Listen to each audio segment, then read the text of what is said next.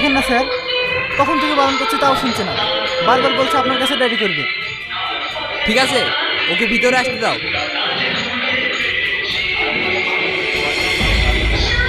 বলো কি সমস্যা? কাল থেকে আমার বউকে খুঁজে পাওয়া যাচ্ছে না স্যার। Missing report? কত বছর হলো বিয়ে হওয়া? 3 দিন স্যার। প্রথমে ভেবেছিলাম মায়ের বাড়ি গেছে, কিন্তু ওখানেও যাইনি। কিভাবে বিয়ে করেছো? প্রেম করে না দেখাশোনা করে? দেখে শুনে বিয়ে করেছিলাম স্যার।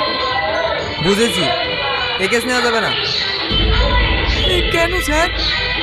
আরে বুঝতে পারছো না, তোমার বউ বয়ফ্রেন্ডের সঙ্গে পালিয়ে গিয়েছে। একদম বাজে কথা বলবেন না, আমার সাথে এরকম করতেই পারে না। আজকালকার মেয়েরা সব পারে। যাও তো এখন, সময় নষ্ট করো না।